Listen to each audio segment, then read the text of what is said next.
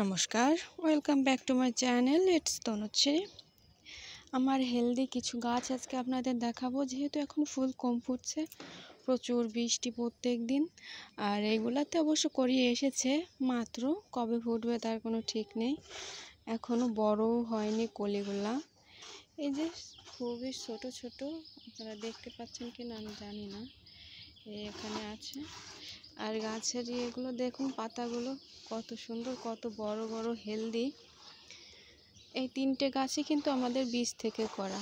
এইটার গ্রোথ সব থেকে বেশি ভালো, মানে অনেকগুলো ডালপালা, এমনি গ্রোথ সবগুলোরই সমান আছে। এখানে কিছু ফুল ফুটেছে এখন, যেহেতু আর ফুলগুলো ছোট হয়ে গেছে, অনেকদিন গাছে কোনো খাবারও দেওয়া হচ্ছে না বৃষ্টির কারণে।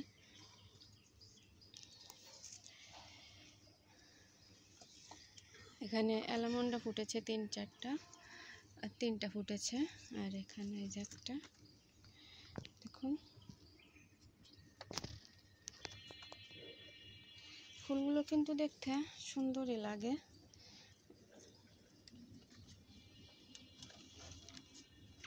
আমি এই গাছ দুটোই দেখি ছাদে আসলে, যেহেতু ছাদে এখন আমি বেশি একটা আসি না বৃষ্টির কারণে।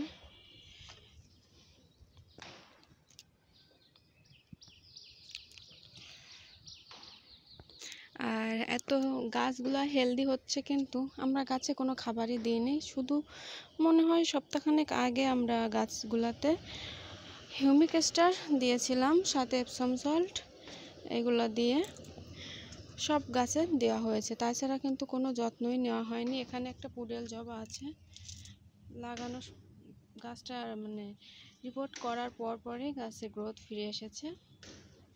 এই পাশের গাছগুলো দেখানো কিন্তু হয়ে গেছে। এখানে একটা কৃষ্ণচূড়া গাছ আছে আমার, আর এখানে একটু তাঁবু দিয়ে দেওয়া হয়েছে কিছু ট্রপিক্যাল ভ্যারাইটির গাছের জন্য। এখানে ফুটেছে একটা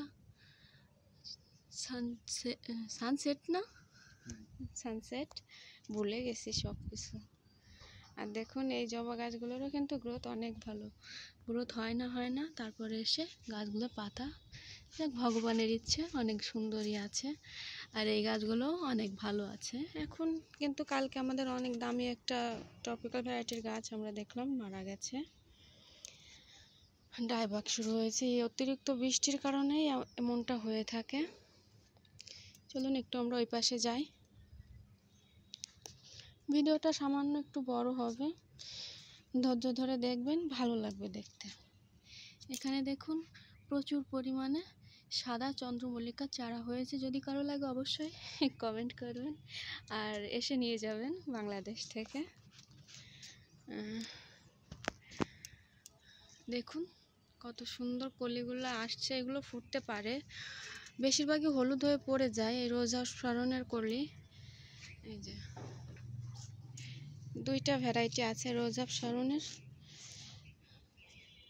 এখানে আছে, এই যে এটা হচ্ছে সিঙ্গেল, কিন্তু সিঙ্গেল ফোটে না আসলে। এগুলা একসাথে 3-4টা করে পাপড়ি বেশি হয়। 5টা তো পাপড়ি হয়, তার সাথে ভিতরে আরও 3-4টা পাপড়ি বেশি আসে। দেখুন এই ফুল দুইটা কত সুন্দর লাগছে। এটা নয়নতারা। আর এই তো, এই ছিল আজকের বাগান।